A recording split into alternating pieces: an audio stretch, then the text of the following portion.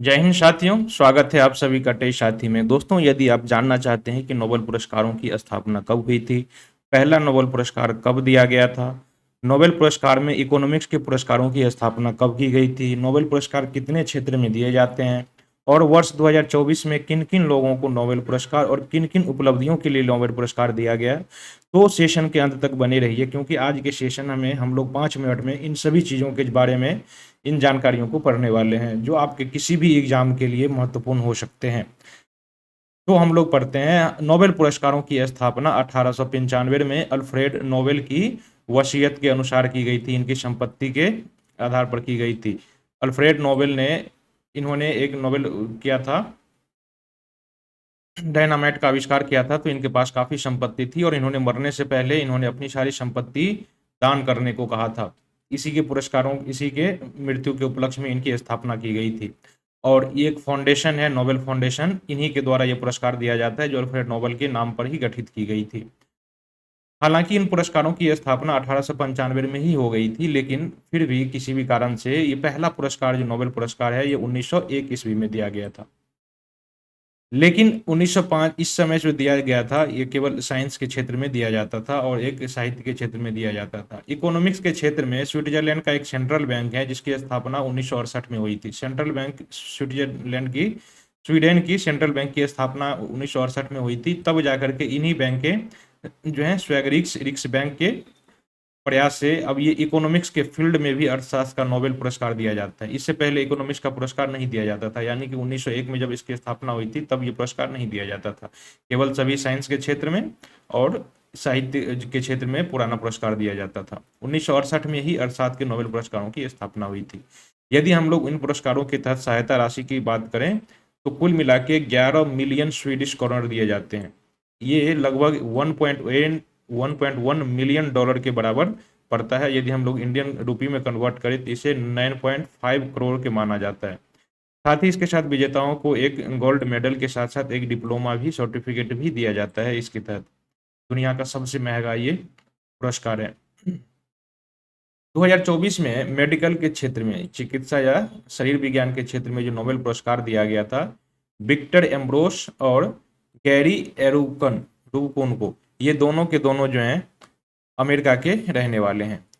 इसे इसलिए पुरस्कार दिया गया था कि इन्होंने माइक्रो आरएनए की खोज की थी और जीन के नियमन में इसकी भूमिका किया जाता है। ये जो माइक्रो आरएनए की खोज की थी ये जीन नियमन में, जीन के रेगुलेशन में ये भूमिका निभाता है, इसलिए पुरस्कार दी गई थी। अक्टूबर 2024 में ये पुरस्कार प्रदान किया गया था। यदि हम इसके विवरण की बात करने जाएं तो देखिए, माइक्रो आरएनए की खोज ने जीन अभिव्यक्ति को समझने में क्रांति लाई थी। जीन के विश्लेषण करने में ये क्रांति का है। यदि ये चीज़ हो जाता है तो इसे कैंसर और आनुवांशिक रोगों के अध्ययन में महत्वपूर्ण मदद मिलेगी। फिजिक्स का नोबेल, फिजिक्स का नोबेल भी पिछले साल दिया गया था अक्टूबर के माह में। इसके विजेता हैं जॉन जे हॉपफील्ड, ये भी अमेरिका के रहने वाले हैं, और जेफरी हिंटन, ये कनाडा यूके के रहने वाले हैं। इन्हें जो है ये हॉपफील्ड और हिल्टन, इन दोनों को फिजिक्स का नोबेल पुरस्कार 2024 दिया गया था। इन्होंने कृत्रिम न्यूरल नेटवर्क के माध्यम से मशीन लर्निंग के लिए आधारभूत खोज किया था, इसीलिए इन्हें ये पुरस्कार दिया गया था। ये पुरस्कार भी अक्टूबर 2024 में ही प्रदान किया गया था। उनके कार्य ने आर्टिफिशियल इंटेलिजेंस और मशीन लर्निंग में प्रगति को काफ़ी बढ़ावा दिया है, तो इसलिए काफ़ी बड़ी उपलब्धि है इनके लिए, तो इसलिए ये पुरस्कार उन्हें प्रदान किया गया था। तीसरा पुरस्कार है नोबेल पुरस्कार।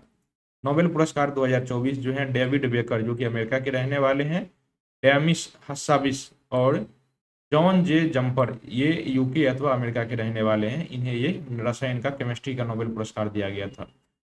इन्होंने क्या किया था, इन्होंने कंप्यूटेशन प्रोटीन डिजाइन, जिसे बेकर कहा जाता है, और बेकर ने इसका आविष्कार किया था, और दूसरा था प्रोटीन संरचना की भविष्यवाणी। ये बाकी के जो दो मेंबर हैं, हस्साबिस और जम्पर, इन दोनों ने इसकी आविष्कार किया था। इसे भी अक्टूबर 2024 में ये नोबेल पुरस्कार की घोषणा की गई थी। बेकर ने नए प्रोटीन की डिजाइन किए थे, जबकि हर्षाबिस और जम्पर ने अल्फा फोल्ड 2 से प्रोटीन संरचनाओं की भविष्यवाणी की थी। आपसे यह भी पूछा जा सकता है कि अल्फा फोल्ड 2 क्या है, यह किस चीज से संबंधित है, तो ये शब्दावली भी आप याद रखिएगा, अब किसी भी एग्जाम में ये पूछी जा सकती है।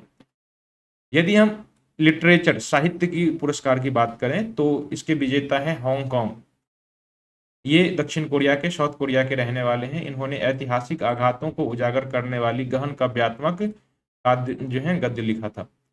इसे भी अक्टूबर 2024 में नोबेल पुरस्कार प्रदान किया गया था। इनकी रचनाएं जैसे कि द वेजिटेरियन मानव जीवन की नाजुकता को दर्शाती है, इसीलिए इन्हें नोबेल पुरस्कार दिया गया था। हांगकांग को, ये साउथ कोरिया के रहने वाले हैं। यदि हम शांति के नोबेल पुरस्कार की बात करें तो जापान के रहने वाले हैं निहोन हिदांक्यो, इन्हें ही ये पुरस्कार दिया गया था 2024 का। इन्होंने परमाणु हथियारों के खिलाफ प्रयास किया था और हिरोशिमा नागासाकी बमबारों के विरुद्ध जो है गवाही के माध्यम से इन्होंने किया था। इसकी जो है गवाही दी थी हिबाकुशा ने। क्लियर है दोस्त? इसे भी नोबेल पुरस्कार दिया गया था अक्टूबर 2024 में। ये नाम याद रखिएगा, निहोन हिदांक्यो, जापान के रहने वाले हैं और इन्होंने परमाणु हथियारों के खिलाफ लड़ाई लड़ी थी, तो इसलिए इन्हें शांति का नोबेल पुरस्कार दिया गया था, पीस का नोबेल पुरस्कार।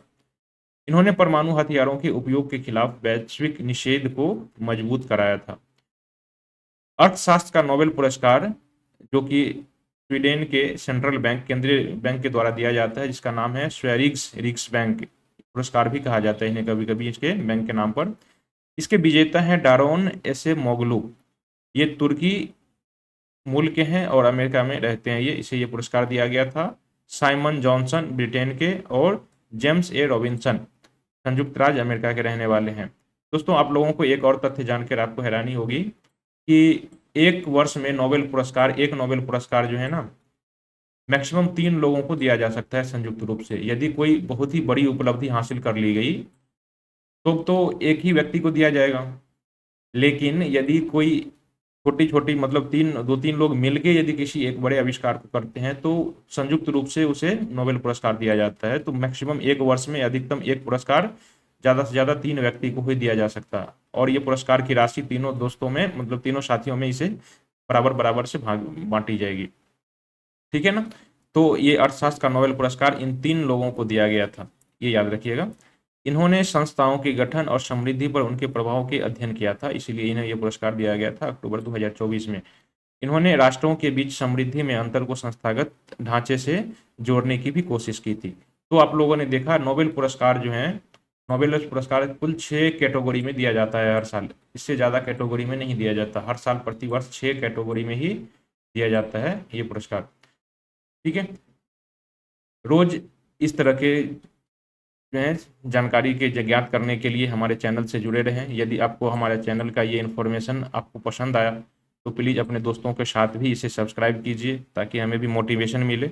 और इसका पीडीएफ मैं हर रोज़ जो है इसे अपने टेलीग्राम चैनल पर डाल दिया करता हूं। तो आप हमारा जो टेलीग्राम चैनल है, आप टेस्ट साथी की, ये ऑफिशियल है टेलीग्राम की टेस्ट साथी, और इसका जो पीडीएफ हमारा www टेस्ट साथी, तो यहाँ पर भी आप डाउनलोड कर सकते हैं। और इसका नाम, इसी नाम से टेस्ट साथी के नाम से हमारा टेलीग्राम चैनल भी चलता है। तो आप रोज़ हमारे जो इस तरह की जानकारी दी जाती है, आप इसका पीडीएफ भी वहाँ से प्राप्त कर सकते हैं। ठीक है दोस्त, धन्यवाद, मिलते हैं कल के सेशन में।